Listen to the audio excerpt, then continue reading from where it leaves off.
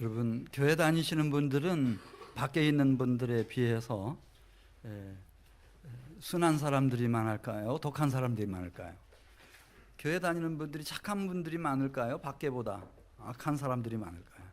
제가 보기에는 착한 분들이 교회에 많이 다니십니다. 게다가 이제 이렇게 교회 다니면서 이렇게 좋은 말씀 듣고 하면 더 착해져요. 그래서 어느 순간에 보면 다 순둥이가 돼 있는 거예요. 너무너무 착하죠. 예쁘고 착하고. 그래서 저는 그게 다인 줄 알았어요. 근데 이제 벌써 목회한 지 이제 한민교회에서만 30년 이렇게 되다 보니까 이게 아니네? 이런 이제 문제의식이 생겨나기 시작했습니다. 왜냐하면 그렇게 착하고 예쁜 우리 교우들이 밖에 나가서는 스트레스를 받고 어려움을 당할 때 상처를 입어요. 그 상처도 몇 가지가 있잖아요. 뭐 칼에 베었다, 그런 상처도 있어요. 피를 흘렸다. 근데 그거는 잘 이렇게 꿰매고 잘 치료하면은 바로 회복이 됩니다. 또 마음의 상처도 있어요. 마음의 상처. 뭐 그렇게 사랑했던 아내가 세상을 떴다. 마음의 상처죠. 오래 가요. 그렇지만 이 시간이 흘러가면 언젠가는 이렇게 회복이 되는 거예요. 근데 이 영의 상처가 있어요. 이 영적인 상처, 정신적인 상처, 이걸 받고서 너무 마음이 너무 순하고 여리고 착하기 때문에, 상처 때문에 힘들어 하시는 분들 보면은 내가 이게 문제가 있었구나. 제가 인도했던 여동생 중에서도 그 사역하는 걸 보면서 느끼고, 또 우리 교우들 중에서도 너무 예쁘고 착한 우리 성도들이 이 상처를 받고 너무 잠도 못 자고 먹지도 못하고 눌려가지고요, 너무너무 힘들어하는 모습 보면서, 그래서 이 상처에 대해서 좀 말씀을 드리도록 하겠습니다. 이 상처 중에서 영의 상처가 있습니다. 그 상처는 어떻게 받는가 하면은 이제 에서를 보면 알 수 있습니다. 에서는 누구의 아들이죠? 이삭의 아들이에요. 그것도 첫 아들, 장자예요. 쌍둥이가 태어났는데 이제 에서와 야곱이 태어났고, 야곱은 에서의 동생이죠. 근데 이게 아주 유별난 동생이에요. 어머니 아버지가 들려준 얘기에 하면은 뱃속에서 나올 때부터 형 에서의 발뒤꿈치를 붙잡고 따라 나왔다는 거예요. 그러더니 얼마나 야비하고 교활한지, 자기가 가장 기진맥진했을 때, 너무너무 배고파서 쓰러지기 일보 직전일 때 팥죽 한 그릇에 자기가 가지고 있는 장자권을 사들였어요. 떡 몇 개 하고 빼앗은 거죠. 이렇게 야비할 수가 없는 거예요. 결정적으로는 이제 아버지 이삭이 연세가 많으시고 이제 점점 기억력도 흐릿해져 가시고, 그 틈을 이용해 가지고 사기를 친 거예요. 자기가 에서다 그렇게 속여 가지고 장자인 에서가 마땅히 받아야 할 축복을 자기가 가로채 버렸어요. 이걸 영적인 상처라고 그래요. 그러니까 안 믿는 사람으로부터 받은 상처가 아니라, 야곱은 입만 열면 하나님 얘기하는 거예요. 세포 하나 속까지 하나님 사상으로 꽉 차 있어요. 그런데 그렇게 간교하고 거짓되고 그렇게 악한 거예요. 상처를 받은 에서가 너무 상처가 깊어서 20년 동안 칼을 갈죠. 저건 사람도 아니다, 인간도 아니다, 목을 내가 날려버리겠다. 증오심을 키우고, 그래 나중에는 어떻게 화해하지만은 에서도 결국은 야곱이 믿는 하나님 믿지 않습니다. 그의 자녀들도 자손들도 다 하나님을 떠나버립니다. 영적인 상처 때문에. 야곱의 하나님이라면 난 믿지 않겠다, 이겁니다, 여러분. 근데 이 상처라고 하는 게 그 신기한 면이 있어서 꼭 야곱 같은 사람을 통해서만 나한테 오는가, 그건 아니에요. 그 고대에 아주 전설적인 의인 노아, 여러분 아시잖아요. 노아를 통해서 상처받은 사람이 있을까요, 없을까요? 있어요. 누가 상처받았어요? 함. 그리고 그 자손들인 장자 가나안과 가나안 족속들, 예, 상처받았어요. 아니 하나님의 종이라고 하면서 이 에녹이 어떻게 했어요? 죄송합니다. 예, 이 노아가 이 밝은 대낮에 막 만취한 상태에서 옷 다 벗어져 끼고, 그때는 장막에서 같이 살 때니까 거기 며느리들도 손자 손녀들도 다 왕래하고 하는 그 장막 안에서 그 추태를 부리는데요. 이건 눈도 볼 수가 없는 거예요. 그걸 비난했어요. 그리고 아버지에 대한 권위에 대한 존경심 같은 걸 다 잃어버렸어요. 그리고 영적인 상처를 너무 깊이 받아가지고 그런 저주받은 가나안 족속의 조상이 되고 말았어요. 예수님을 통해서도 상처받은 사람이 있을까요, 없을까요, 여러분? 있어요, 여러분. 있어. 유대교 핵심 멤버들 중에 왜 예수님은 안식일을 안 지키냐 이거예요. 안식일 날 병든 사람도 고치고 귀신 들린 사람에게서부터 귀신도 쫓아내고 왜 그런 사역을 하느냐 이거죠. 저거는 최소한 하나님의 종은 아니다. 그렇게 굳게 믿고 그때부터 이 바리새인들을 중심으로 저건 제거하자. 우리 유대교를 아주 유대주의 신앙 사상을 혼란스럽게 만드는 사람이다. 저 문제하다. 이렇게 딱 낙인을 찍었어요. 너무 상처를 받아가지고. 네. 뿐만 아니라 이 예수님에 대해서 정말 상처받은 사람들이 있어요. 그가 인자 그리스도라면은 왜 이스라엘을 위해서 떨치고 일어나서 로마 제국과 당당하게 싸워서 독립과 해방을 쟁취해내지, 저거를 무기력하게 제자들 몇 사람 데리고 다니면서 왜 뭐 천국이 어떻느니 뭐 그런 얘기만 하는가. 너무너무 상처받아서 예수님이 부활하시고 승천하시기 직전까지 제자들이 예수님한테 마지막 질문이 뭐였죠? 이스라엘 나라를 해방하심, 구원하심이 언제입니까? 이렇게 묻잖아요. 이게 초미의 관심사였어요. 근데 그것하고는 아무 상관없는 일만 하는 거예요. 그래서 상처받았어요. 영적인 상처입니다. 영적인 상처. 결국 예수님은 그들의 손에 넘겨졌고 십자가에 못 박혀 돌아가셨습니다. 여러분, 이 상처 중에서 제일 심각한 상처가 육체적인 상처도 힘들고 정신적인 상처도 힘들지만 이 영적인 상처예요. 영적인 상처. 근데 이 영적인 상처라고 하는 것이 어디로부터 오는가? 뭐 푸틴이나 믿음 없는 뭐 어떤 사람이나 김일성이나 김정일이나 김정은이나 이런 사람들로부터 오는가? 그런 사람들부터 상처받은 사람 별로 없어요. 그러면은 누구로부터 그런 시험과 상처, 그래서 우리를 시험에 빠뜨리고 돌이킬 수 없는 상처의 고통으로 우리를 몰락하게 만들고 멸망받게 만드는가? 가장 가까운 사람, 내 인생에서 너무 중요한 사람, 그 사람들을 통해서 오는 거예요. 모세도 누구를 통해서 상처를 받았을까요, 여러분? 저는 생각해봐요. 모세를 상처를 준 사람이 공주였을까? 바로의 딸. 그건 아닌 것 같고. 누구였을까? 그건 뻔합니다. 형, 대제사장. 누구죠? 3살 위에 친형 아론. 하나님의 산 신의 산 앞에서 자기 기도하러 올라갔는데 그 40일 그걸 못 참아가지고 백성들을 미혹해서 황금을 다 바치게 하고 그 황금덩이로 우상을 조각해가지고 이것이 너희를 인도하는 신이다 이렇게 속이고 그 황금 앞에 우상 숭배하게 만들고 그래서 타락하고 방종하게 만들었던 이 형 아론, 얼마나 큰 상처였겠어요, 여러분. 본인 아니면은 이해할 수 없는 깊은 상처였겠죠. 미리암은 누구를 통해서 상처받아요? 하나님의 종 남동생 모세를 통해서 상처를 받는 거예요. 어떻게 하나님의 종이 돼가지고 그것도 이방 여자하고 구스 여자하고 결혼을 하냐? 그것도 성경에는 딱히 나오지 않지만은 그게 그렇게 정당한 결혼은 아니었던 걸로 그렇게 보입니다. 그 모세 때문에 영적인 상처를 받아요. 이스라엘에 입다라고 하는 유명한 고대의 사사가 있었어요. 이 사사는 누구 때문에 상처받아요? 어머니 때문에 상처받는 거예요.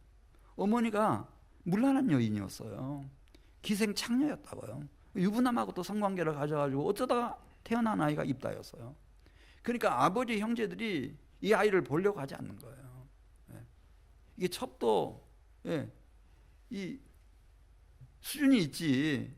어떻게 기생 창녀를 통해서 난 자식이 우리 집안에 같이 살아갈 수가 있냐. 쫓아버리잖아요. 이게 평생의 상처였어요. 다윗의 딸 다말은 누구 때문에 상처받아요? 씻을 수 없는 평생에 너무 아픈 상처. 첫 번째 오빠 암논을 통해서 그 상처를 받아요. 다윗은 자식 압살롬을 통해서 씻을 수 없는 상처를 입습니다. 마가 요한복음을 쓴 주님의 제자예요. 누구를 통해서 상처받았을 것 같아요, 여러분? 영적인 거인 이방의 대사도 큰 스승이에요. 예수님 이후에 가장 큰 스승 바울이었어요. 바울이 마가 요한 돌려보내래요. 저 마가 요한 같은 어린 아이가 있으면은 우리 선교 팀워크 다 깨진다. 나중에라도 이 바나바가 이 마가 요한을 데려가려고 하니까요. 얼마나 심하게 두 사람이 싸우는지요. 그걸 마가 요한이 곁에서 안 봤겠어요, 여러분? 다 봤죠. 다 들었죠. 그 독사 같은 이 바울의 표정이며 그 눈빛을, 그 목소리를 왜 어떻게 잊겠어요, 여러분? 어린 마가 요한이 바울에게서부터 상처를 받았어요. 그 착한 바나바는 누구로부터 상처받았어요? 수제자 베드로로부터 상처받은 거예요. 안디옥에서. 예루살렘 교회 대표들이 오니까 식사하다 말고 벌떡 일어나가지고 이방인들하고 식사 안 한 것처럼 그렇게 외식했잖아요. 자기는 뭐 영문도 모르고 따라갔다가 외식하는 죄에 빠진 거예요. 예수님의 다른 제자들이, 사랑하는 제자 요한과 그의 어머니와 그의 형제 야고보와 그들로부터 상처를 받아요. 그래서 시기심, 질투심이 막 불릴 듯 일어나게 만들고, 이 세상에는 오염되지 않은 물도 없어요. 오염되지 않은 공기도 흙도 먹거리도 없어요. 우리는 오염된 세상에서 온갖 세균과 바이러스와 함께 호흡하며 살아갑니다. 영적인 환경도 크게 다르지 않습니다. 그래서 예수님은 제자들에게 시험에 들지 않게 깨어있어 기도하라 권면하시고 모범을 보이시고, 주기도문에 너희는 이렇게 기도하라. 하늘에 계신 우리 아버지여, 우리를 무엇에 들게 하지 마시옵고 다만 악에서 구하시옵소서. 그랬어요? 시험. 시험이 이 고등학교에서 뭐 대학교 가기 위한 시험, 요즘 그 취직 시험, 국가 공무원 시험 얼마나 힘들어요? 그 테스트 실력이 되느냐, 그 시험이 아니고, 성경에서 시험에 든다 그런 말은 유혹에 빠진다는 뜻이에요.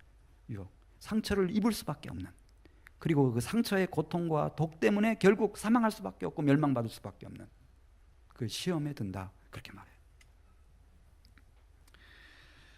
그래서 저는 이제 여러분, 지난 봄이 시작되면서 3월 달에 이제 뭐 과일 나무든 일반 나무들이 새순을 틔울 때 꽃보다 더 향기롭다고 하잖아요. 너무 부드러워서 꽃잎 같아, 새순이.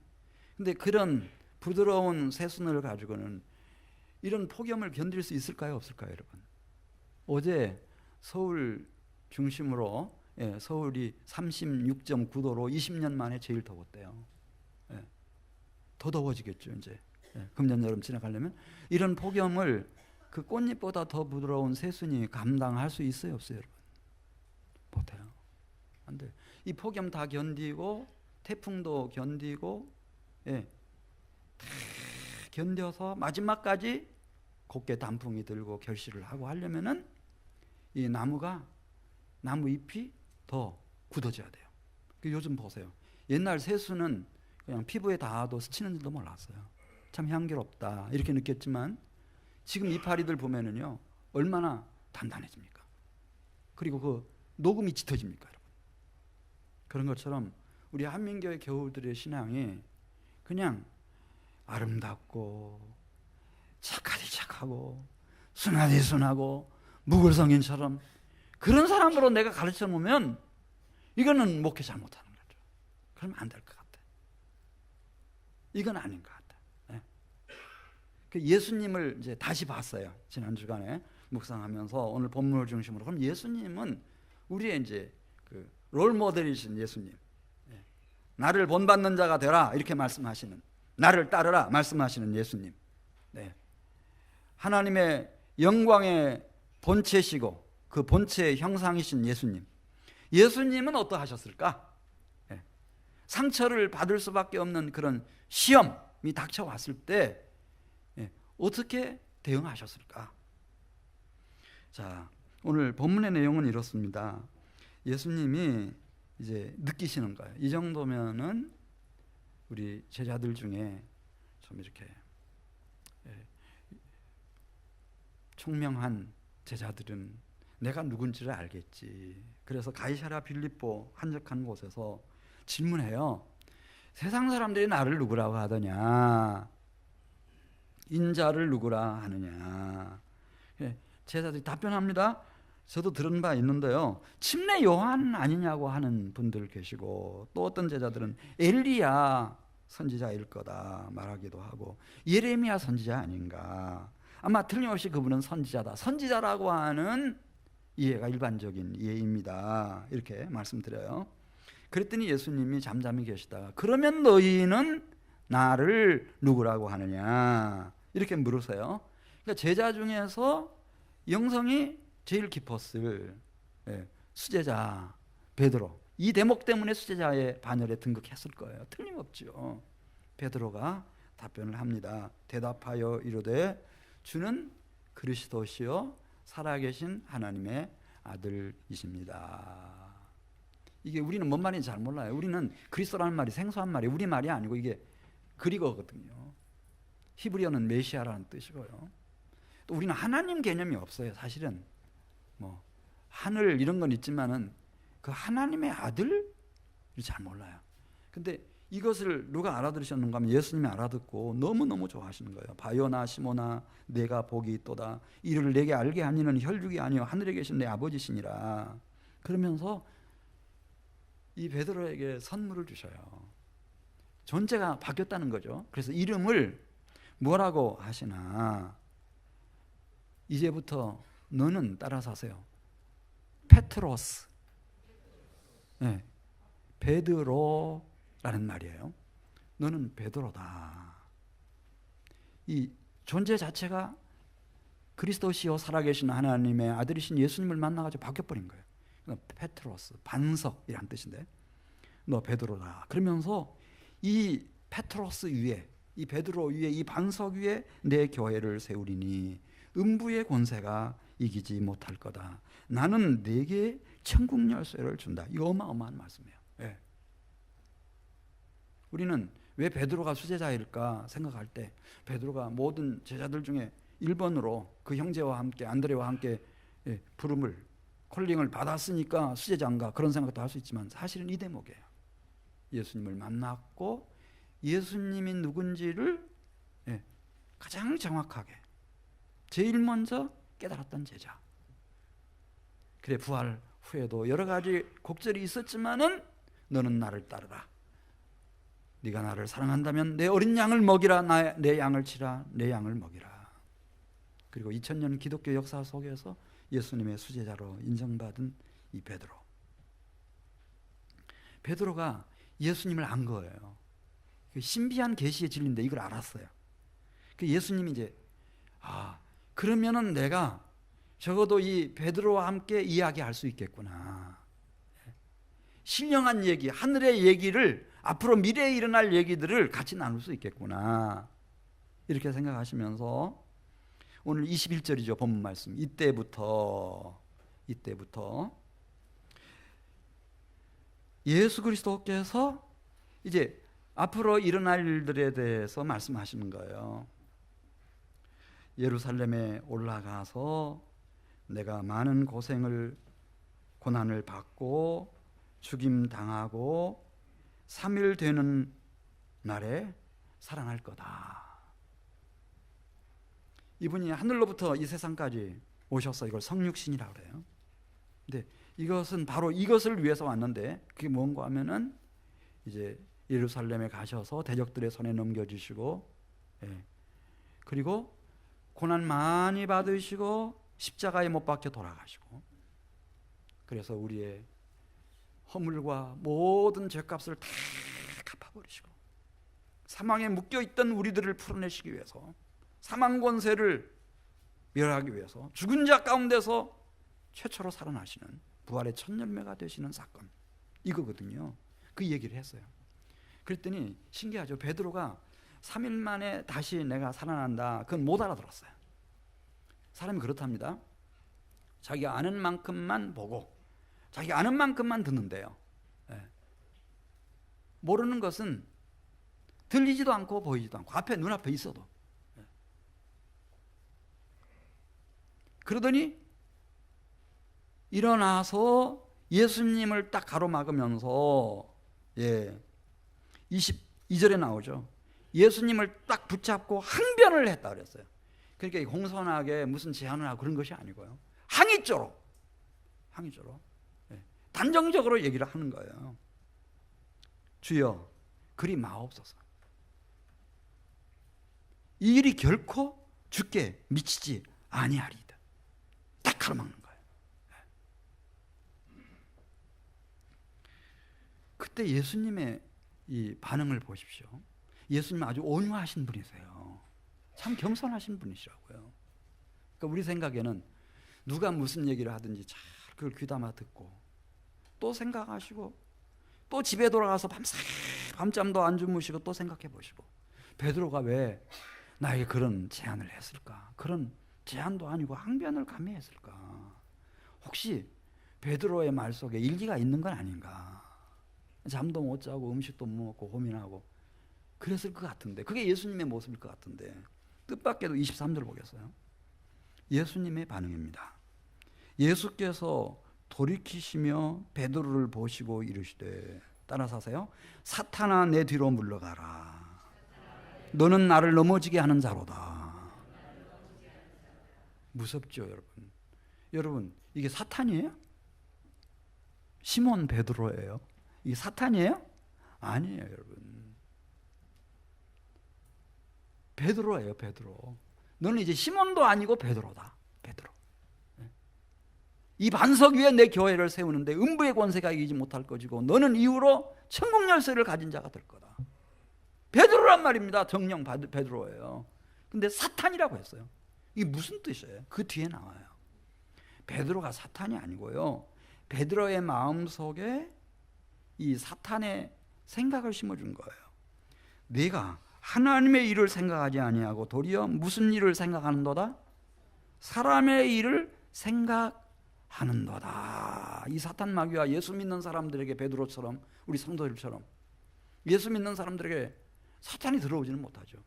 그렇지만은 사탄 마귀의 생각과 말을 쑥 집어넣어 주는 거예요. 가룟 유다의 마음속에 예수를 팔 무엇을 집어넣어 줬다고 그래요? 사탄이? 생각을 쑥 집어넣어 주는 거예요. 그러니까 그 사탄이 집어넣어 준 생각으로 이 베드로가, 시몬 베드로가 꽉 차 있어요. 충만한 거예요. 지금 사탄의 말을 항변하고 있어요. 사탄의 대변자가 돼가지고. 그 정체를 간파한 예수님은 그냥 두 번 생각할 것도 없는 거예요. 예수님은 하나님이시니까. 사탄아 내 뒤로 물러가라. 너는 나를 넘어지게 하는 자로다. 이걸 튕겨낸다고 그래요. 한번 따라서 해보세요. 튕겨낸다. 튕겨내자. 네, 튕겨내버리는 거예요. 광야에서도 그렇잖아요. 뭐 사탄이 직접 예수님에게 나타나가지고 뭐 이렇게 하라고 시험할 때 기록되었으되 사탄아 물러가라. 그걸 튕겨내는 거예요. 튕겨내버리는 거예요. 네. 범접하지 못하도록 튕겨내는 거예요. 이게 대단히 중요해요, 여러분. 이게 튕겨낼 줄 알아야 돼요. 우리가 이 세상에 와서 길이요 진리요 생명이신, 나의 참 생명이시고 영원한 생명이신 주님 만났는데 우리가 주님 안에 거한다면, 그래서 주님 안에서 성령의 분별력을 얻었다면, 이게 분명히 지금 베드로를 통해서, 그의 입술을 통해서, 그의 마음을 통해서, 그의 생각을 통해서 사탄 마귀가 일하고 있구나, 그렇게 깨달으면은 튕겨내버리는 거예요. 튕겨내지 않은 사람이 있어요. 하와였어요. 에덴 동산에서 선악을 알게 하는 나무의 열매를 따먹어라 그랬잖아요. 튕겨내지 않았어요. 그래? 그럼 좋은 일이 많다는데, 그럼 그 다음부터요 이런 얘기를 해요. 이 하와가 선악과 열매를 보면은 이전하고는 달라졌다는 거예요. 먹음직하고 보암직하고 지혜롭게 할 만큼 탐스러워 보이는데, 저거 먹으면 엄청나게 지능이 높아지고 지혜로워지고 내가 피조물이 아니라 신이 될 것 같아. 하나님처럼 될 것 같아. 이 사탄 마귀의 생각이 들어온 거예요. 말이 점령해 버린 거예요.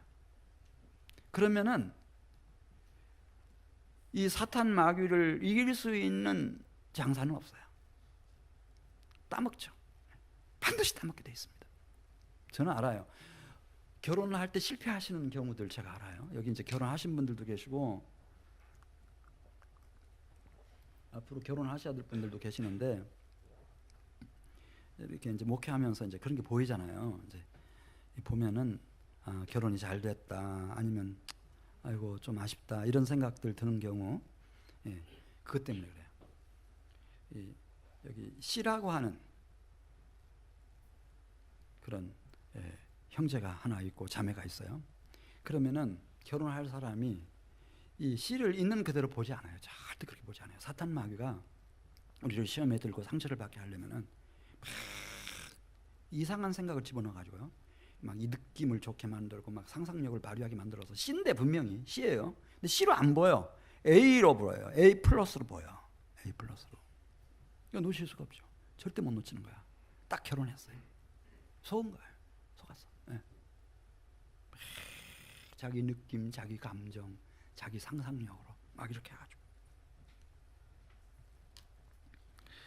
그래서 오늘 제가 드리는 말씀은 예수님에게서 배우지 않는 거예요.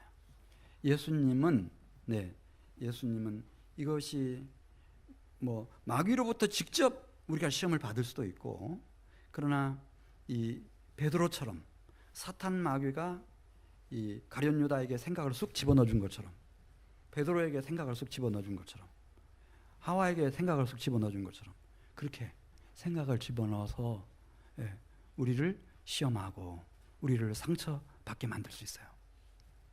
근데 참 감사한 것은 이 그리스도 예수를 믿는 사람들은 이게 와요. 진리의 영이 조명해 주시기 때문에, 이게 하나님이 기뻐하시는 뜻이 아니구나, 그걸 깨닫게 해주세요. 그러면은 그걸 절대로 그냥 너무 순진한 사람처럼, 착하디 착한 사람처럼 모든 사람들의 말을 고지고대로 다 받아들여가지고 그것 때문에 고뇌하고 번민하고 잠도 못 자고 먹지도 못하고 막 이렇게 하지 마시라는 거. 그럼 누구든지 신경쇠약에 다 걸려요, 여러분. 다 우울해져요.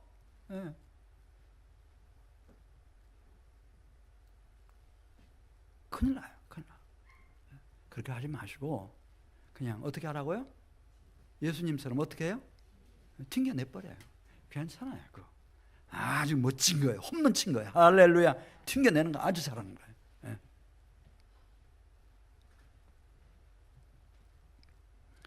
자, 예수님 한번 볼까요? 예수님 참 효자였어요. 말할 수 없는 효자였어요. 아버지 일찍 돌아가시고 홀로 되신 어머니와 많은 동생들 데리고 나사렛 목공소에서 목수로서 열심히 땀 흘려 이래가지고요. 이 어머니 다 부양하고 어린 동생들 다 기르고 그렇게 효성지극한 아들이에요. 근데 12살 될 때 엄마 아빠하고 같이 6월절에 예루살렘 성전을 방문했던 일이 있어요. 6월절에. 그래 예수님이 너무너무 기쁜 거예요. 자기 속에 있는 영이 얼마나 기뻐하는지. 마치 아버지 집에 온 것 같아. 아버지 앞마당에서 뒷마당에서 놀고 있는 것 같아요.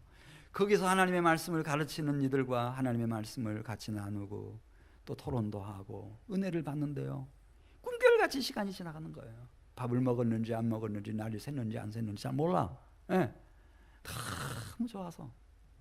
그때 이제 이 모친 마리아와 요셉이 어디까지 갔다가 이게 예수가 안 보이네? 그래 3일 만에 찾았어요. 여기 성경에 보면은 마리아가 너무 속상했어요. 그러니까 예수님을 보자마자 이렇게 말해요. 아이야, 이름도 안 불러요. 얘야, 어찌하여 우리를 이렇게 하였느냐? 내 아버지와 내가 근심하여 너를 찾아노라. 얼마나 우리가 속을 썩인지 아냐? 너 어떻게 이렇게 할 수가 있냐? 혼을 내는 거죠. 그럼 우리 생각에는 어머니 말씀이니까 예수님이 저 잘못했습니다, 다시는 이런 일 없을 겁니다, 이렇게 말했을 것 같잖아요. 근데 그 12살짜리가요 이렇게 말하는 거예요. 어찌하여 나를 찾으셨나이까? 내가 내 아버지 집에 있어야 될 줄을 알지 못하셨나이까? 모친 마리아 못 알아들었대요. 알아듣거나 못 알아듣거나 예수님은 그 얘기하는 거예요. 나는 하나님의 아들인 거예요. 하늘 아버지 집에 지금 와 있어요. 여기서 하나님의 말씀을 들어요. 그 말씀을 묵상해요. 너무 기쁘고 즐겁고 행복한 거예요. 꿈결같이 시간이 지나갔어요. 내가 있어야 할 자리가 이 땅에서 여기에요. 여기에요. 아버지도 몰라요, 그걸. 어머니도 몰라요. 그래서 모친 마리아가 말도 안 되는 소리를 지금 하고 호통을 치고 있는 거예요. 그런데 예수님은 단호하시죠. 단호하십니다. 내가 내 아버지 집에 있어야 될 줄을 알지 못하셨나이까? 말 같지 않은 말은 튕겨버리는 거예요. 튕겨버려요. 우리 유교적인 문화 속에 있는 우리들은 그래도 그렇지 막 이렇게 생각할지 모르지만 그렇지 않아요.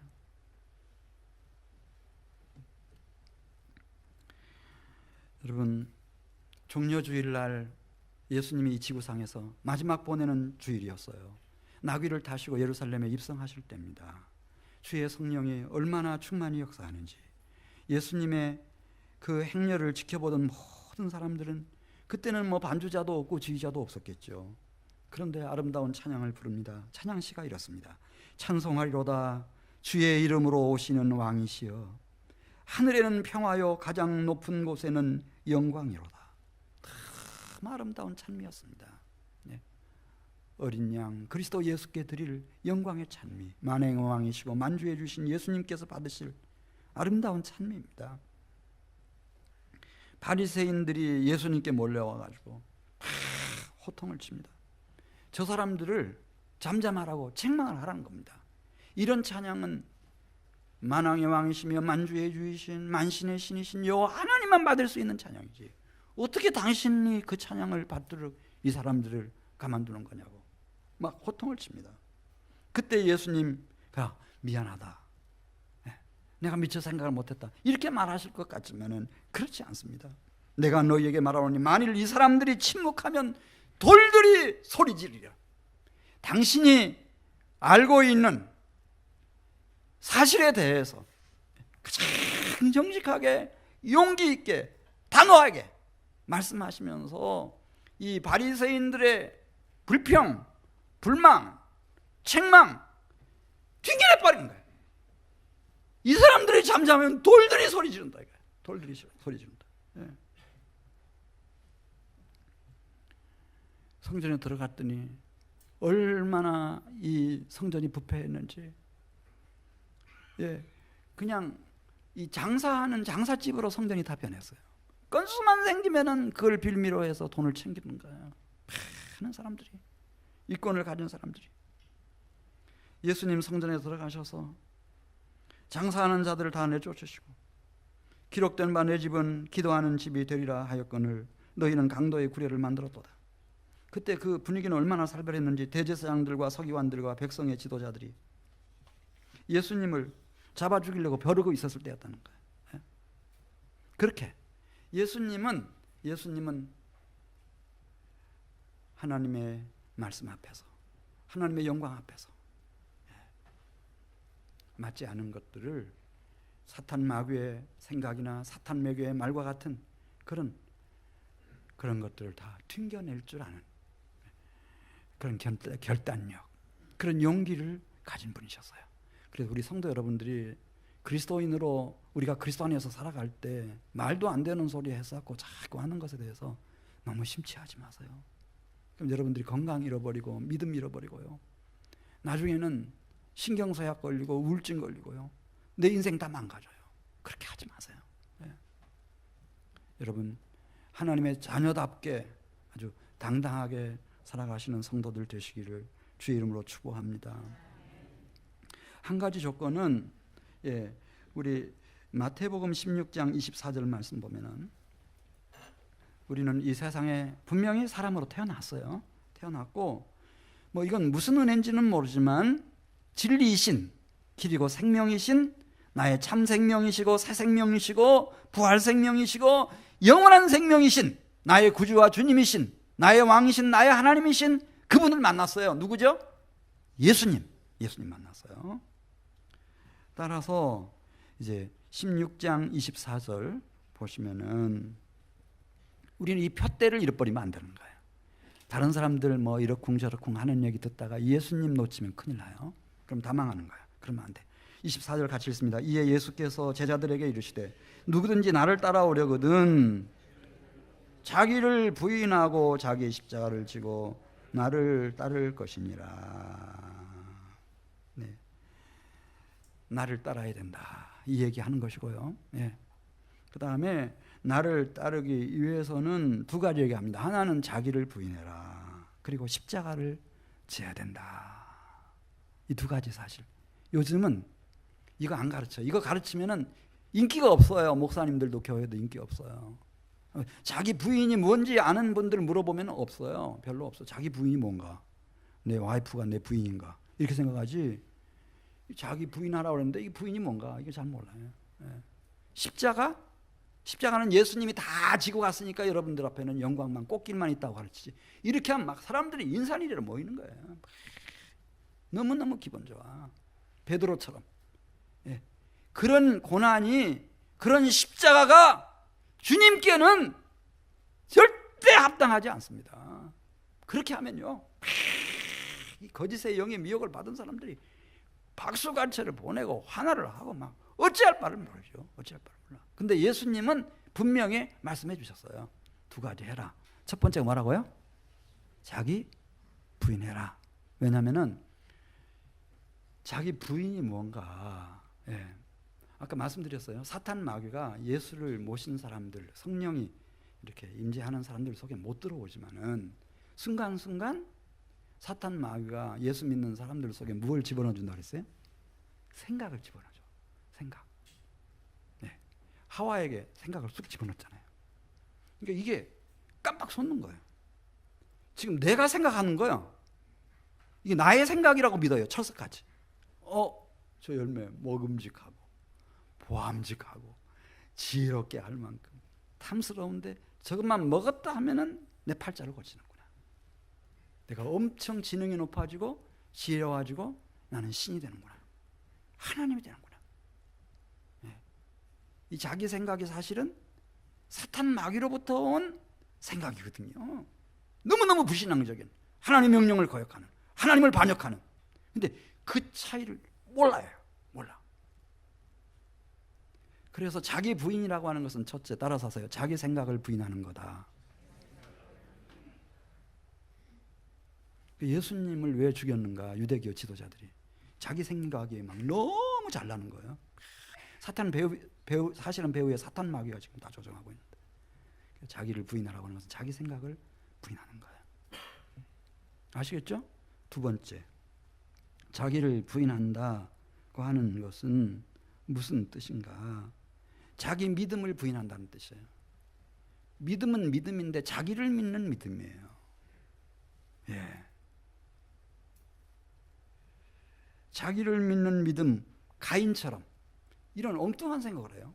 저 아벨만 없어지면 좋겠다. 아벨만 없어지면은 믿음이 딱 오는 거예요. 아버지와 어머니의 모든 사랑을 누가 독차지하나? 내가 독차지할 것 같아. 하나님이 나를 변두리 사람 주변 인물로가 아니라 주인공으로 하나님이 나에게 시선을 집중하실 것 같아. 누구만 없으면, 아벨만 없으면 아주 확신을 가져요. 그러면은 아벨을 없애버리자. 가인이 어떻게 하죠? 아벨을 쳐 죽여버려. 자기의 믿음 때문에. 자기 확신과 자기 믿음이에요. 이거 무서운 거예요, 여러분. 자기를 부인하라. 예수님 말씀하실 때 그것은 참된 신앙을 위해서 자기를 믿는 믿음을 부인하는 거예요. 이게 자기를 부인하는 거예요. 세 번째, 자기를 부인하라고 하는 말의 의미는요, 자기만의 틀을 깨부수는 거예요. 자기의 인생관, 자기의 가치관. 예를 들어서 아간이, 야, 천재 이루의 기회가 왔다. 지금 여리고 함락 작전을 하는데 때마침 내 눈에 말이죠, 엄청난 금은보화가 가득한 집을 내가 찾았고 이 집에 대한 책임이 나한테 있는 거예요. 그러니까 이 집에서 발견한 보물에 대해서는 결정권이 나한테 있어요. 하나님 앞에 바쳐야 될 것을 도둑질해버리죠. 발람도 마찬가지예요. 내가 선지자로, 영험한 선지자로 태어나서 지금까지 뭐 제대로 잘 나간 때가 없었는데 모압왕 발락이 내가 자기가 원하는 것만 해주면 무엇이든지 다 제공하겠다고 이렇게 철석같이 약속을 하는 거예요. 만나보면 만나볼수록 진정 어린 마음이에요. 소원이에요. 네. 그리고 게하시도 역시 마찬가지예요. 엘리사의 사환 게하시. 나만 장군이 그 많은 금은 보화들을 가지고 값비싼 명품 의복을 가지고 왔는데 그냥 가지고 돌아가는 거예요. 그냥 돌려보내다니 이런 바보 같은 짓이 어디 있는가? 자기 가치관, 자기 인생관, 거기에 매여가지고 사기를 치잖아요. 도둑질을 하잖아요. 다 그게 자기 틀에 갇혀 있는 거예요. 자기의 인생관, 자기의 가치관. 그래, 주님은 말씀하셔요. 나를 따라오려고 하는 사람은 첫 번째로 무엇을 부인해라? 자기를 부인해라. 예수님도 나를 위해서 자기를 부인하셨잖아요. 그래서 자기를 낮추셔서 이 세상에 오셨고 십자가 위에서 대속의 죽음을 당하셨고 가장 낮은 자리까지 묻히셨고 다 그렇게 하셨으니까 너도 너를 부인해라.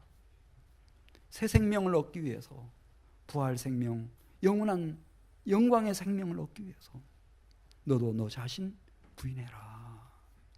두 번째가 무엇을 지라고 그랬어요? 십자가 지라. 십자가 지고 나를 따르라. 여러분, 이건 거짓말이에요. 십자가 없이, 고난 없이 당신 잘 될 겁니다. 우리는 너무 고난을 많이 받아서 이 모든 이방 종교가, 우리 한국에 있는 타 종교가 다 이 기복 사상을 중심으로 이루어진 그런 종교예요. 그러다 보니까 우리 교회까지도 이제 그런 풍조에 휘말려 가지고 이렇게 좋은 얘기들만 많이 하는데 사실은 그렇잖아요. 예수님은 똑똑히 말씀하셨어요. 나를 따라오려거든 자기를 부인해라. 그리고 무엇을 져라. 십자가를 지는데 말씀했습니다. 25절. 자기 목숨을 바치기까지 십자가를 져라. 예수님이 그렇게 십자가를 나를 위해서 져주셨으니까. 25절. 누구든지 제 목숨을 구원하고자 하면 잃을 것이요 누구든지 나를 위하여 제 목숨을 잃으면 찾으리라. 그게 무서운 얘기예요. 근데 그 찾는 목숨은 26절에 있는 말씀 보면 나옵니다.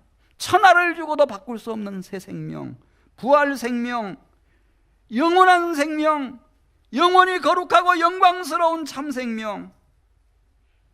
그리고 28절. 진실로 너희에게 이르노니 여기 서 있는 사람 중에 죽기 전에 인자가 그 왕권을 가지고 오는 것을 볼 자들도 있느니라.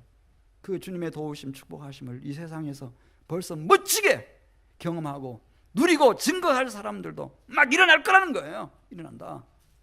예수님을 섬겼다가 재미 본 사람들의 얘기 많이 나올 거다. 그렇게 하려면 두 가지 해라. 하나는 자기 부인하는 거, 두 번째는 십자가를 지는 거. 이건 필수다 이거예요. 필수. 요셉을 여러분 기억하시잖아요. 요셉은 참 상처가 있는 사람일까요? 없는 사람일까요? 요셉, 야곱의 아들 요셉. 상처 있어요, 없어요? 형들이 10명 있었는데 너무너무 이복 형들이 자기 싫어하는 거예요. 시기하고 질투하고 미워하고 증오하고 죽이고 싶어해요. 증오심이 불타고 있어. 죽이려고 덤볐던 형들. 상처 있어요, 없어요, 여러분? 아유, 상처 있죠. 엄청난 상처죠. 어마어마한 상처예요. 형들이. 그 형들의 손에 의해서 죽을 뻔하다가 어떻게 천신만고 끝에 노예로 팔려간대. 그 보디발이 자기를 감옥 속에 집어넣어 버렸어요. 사실관계를 확인도 안 해보고 자기를 도저히 나올 수 없는 감옥 속에 집어넣어 버렸어요. 상처죠, 여러분. 권력 있다고 그렇게 약자들을 함부로 하면 돼요, 여러분? 그러면 안 되죠. 보디발의 아내 중상모략해가지고 거짓으로 모함해가지고 자기 죽이려고 덤비다가 감옥에 집어넣었어요. 상처죠. 상처죠. 어마어마한 상처죠. 그런데 요셉은 어떻게 해요? 결국은 용서해요. 용납해요. 형들 다 끌어안아요. 그리고 형들의 자녀들까지 다 키워놓고 세상을 떠나면서 그는 그렇게 말해요. 나를 이 애굽에 와서 내가 총리가 됐다고 해서 이곳에다가 내 장례식 치르지 말고 내 해골을 이곳을 떠나가게 될 때 가져다가 주님이 주신 약속의 땅에다가 묻어달라고. 그래서 하나님이 이스라엘 백성들에게 주신 소망의 상징이 되는 거예요. 그 해골이. 모세가 그걸 붙잡고 애굽에서 이스라엘 백성들과 함께 나와요. 그 상처를 다 넘어서서 용서하고 끌어안고 그렇게 갈 수 있었던 데는 생명을 걸고 요셉이 하나님을 선택하고 하나님의 백성들을 끌어안고 하나님의 약속을 마지막까지 해골이 존재하는 한까지 붙들고 늘어진 거예요.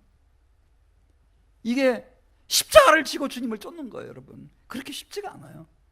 그리고 그는 위대한 믿음의 조상이 마침내 된 것입니다. 여러분, 모세 아시잖아요. 모세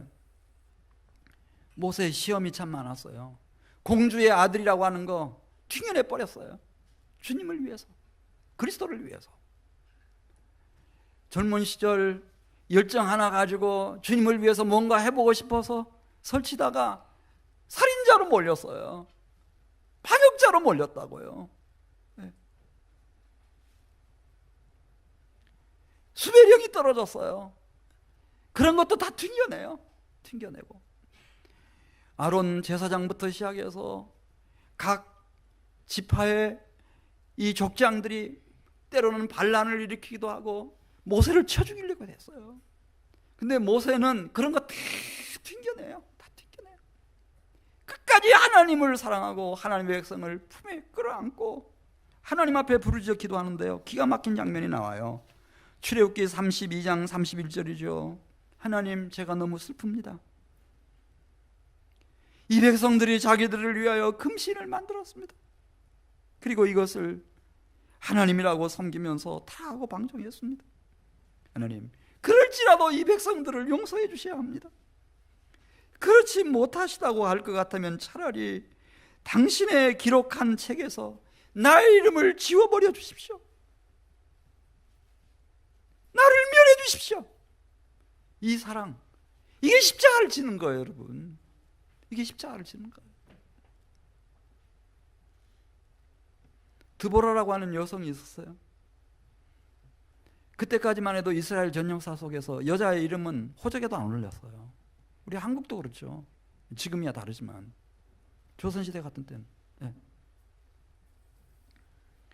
그 드보라가 가나안 족속들의 압제 속에 있는 신음하고 고통하고 힘들어하는 이스라엘 백성들을 끌어안고 기도하고 기도하다 보니까 하나님이 응답을 주시기 시작하는 거예요. 기도하면 응답을 주세요. 여러분 믿으세요. 기도하면 응답을 주신다고요. 다 주신다고요. 여자한테도 줬어요. 드보라한테도 응답을 주시는 거예요. 응답 주시면은 그걸 그냥 이 땅을 파고 묻어두는 게 아니고 주변 사람들에게 얘기를 하는 거예요. 증언을 하는 거죠. 내가 이렇게 예수님 이런 과정을 통해서 만났고 예수님 만나고 보니까 이렇게 좋더라. 이렇게 얘기하듯이 다 이렇게 얘기하는 거예요. 사람들이 보니까 하나님이 드보라에게 말씀을 주시는구나. 예언의 말씀을 주시는구나. 특별한 분별력을 하나님 주시는구나. 그래서 개인의 어떤 어려운 문제가 있을 때 누구를 찾아가는 거면 여성이지만 드보라를 찾아가는 거예요. 또 개인과 개인 사이에 다툼이 생기고 어떤 이해관계가 있었을 때도 누구를 찾아가는 거 하면은 드보라를 찾아가는 거예요. 찾아가서 얘기하면은 며칠 동안 기도하고 나서 알려줘요. 이렇게 하라고. 그러면 정확한 거예요. 그래서 이 여성이지만은 놀라운 방법으로 사사시대 이스라엘의 초대 여성 사사가 돼요. 재판관이 되는 거죠. 재판관이 돼요. 이 가나안 아기스 왕의 이 아기스 왕의 압제로부터 이스라엘 백성들을 구원해내야 되겠어요. 그러려면 전쟁을 치를 수밖에 없어요. 불가피한 전쟁인 거예요.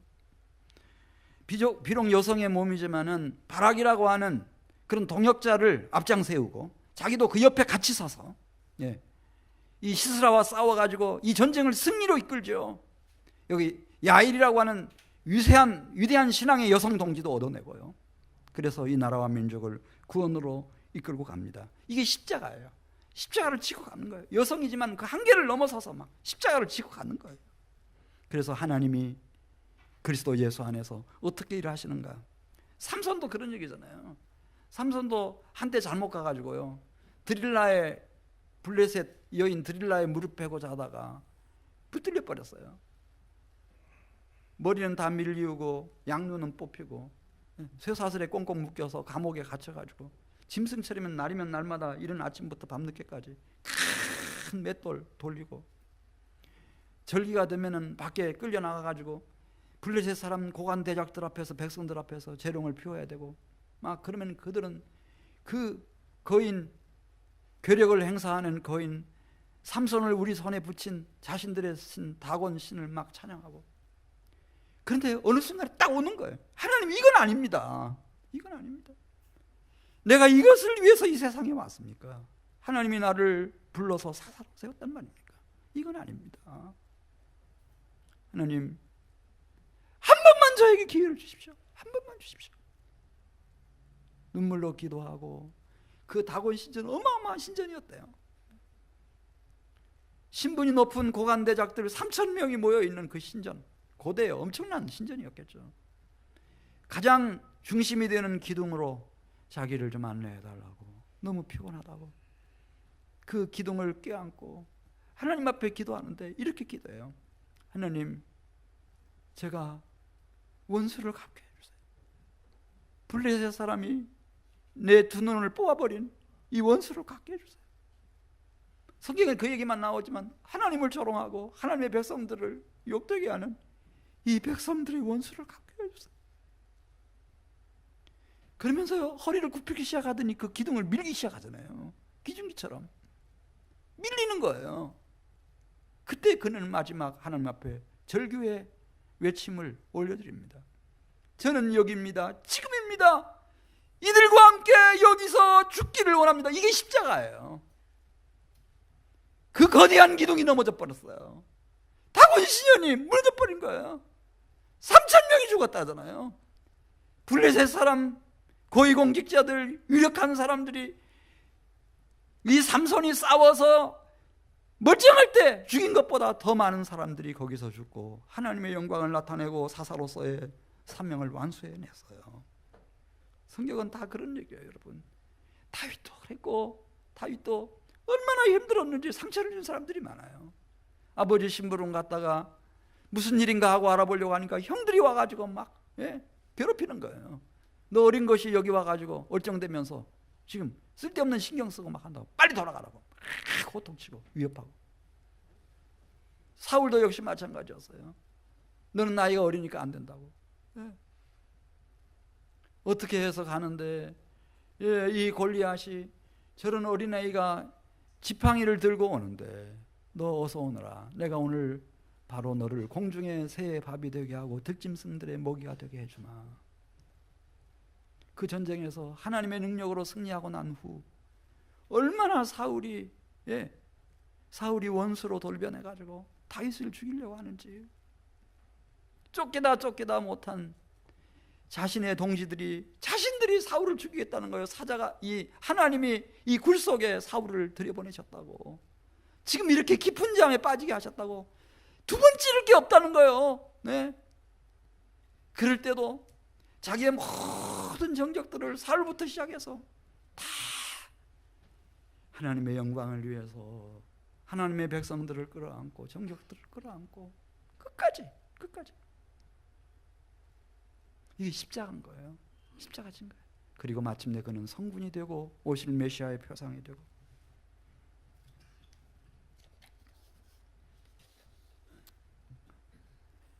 욥도 마찬가지잖아요. 욥도 친구들이 자기 비난하고 정죄하고 막 그렇게 죽이려고 덤빌 때 다 튕겨내요. 욥기 읽어보세요. 다 튕겨내는 거예요. 다 튕겨내요. 하나도 접수 안 해요. 그 접수하면 죽어요.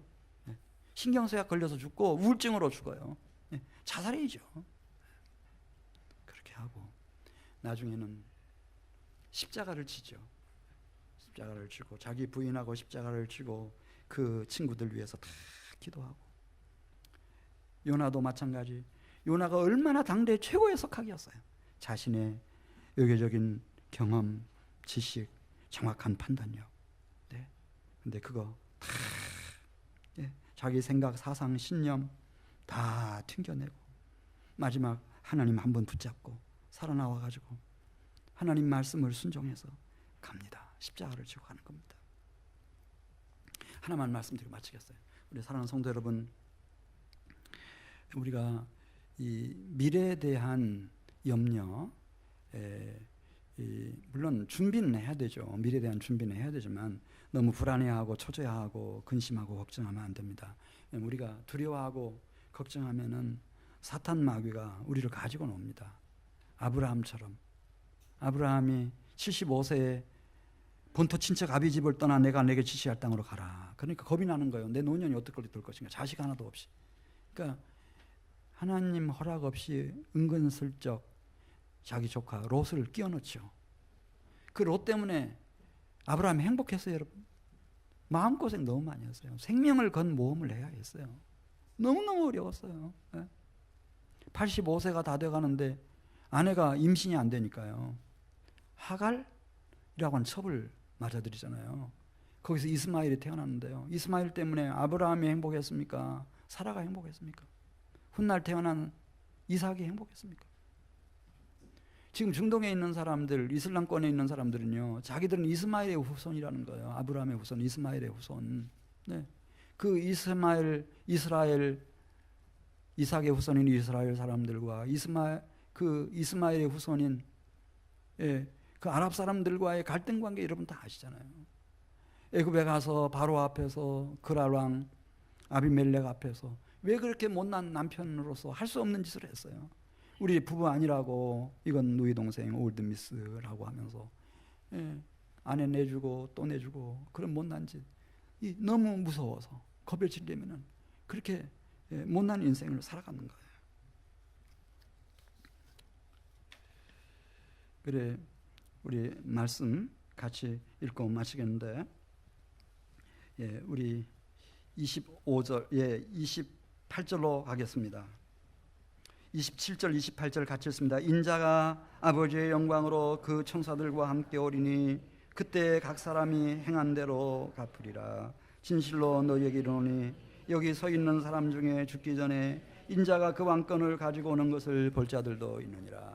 예수님이 만왕의 왕이시요 만주의 주이시며 하늘과 땅의 모든 권세를 가지고 계시다고 하는 것을 증명해 보인 사람들의 얘기를 쭉 나열한 거예요. 제가 그 중에 그 역사를 여러분들이 지금은 이어가셔야 되는 거예요. 할렐루야. 우리가 이 세상에 확실히 태어났습니까? 그리스도 예수를 정녕 만났습니까? 그 예수님 안에서 튕겨낼 건 다 튕겨내 버리십시오. 그리고 표대를 예수님으로 삼으십시오. 나와 예수님 사이에서 갈등이 일어날 때는 예수님을 부인해서는 안 됩니다. 누구를 부인해야 되는가? 나를 부인해야 합니다. 우리가 떨치고 일어나서 강하고 담대하게 십자가를 지고 가면 홍해바다가 갈라집니다. 요단강이 갈라집니다. 여러분, 하늘에서 만나와 메추라기가 내립니다. 오늘 28절에 있는 말씀처럼 인자가 왕권을 가지고 지금도 하늘 보좌 우편에서 통치하고 계시다고 하는 생생한 표적들이 될 것입니다. 우리 같이 기도드리겠습니다.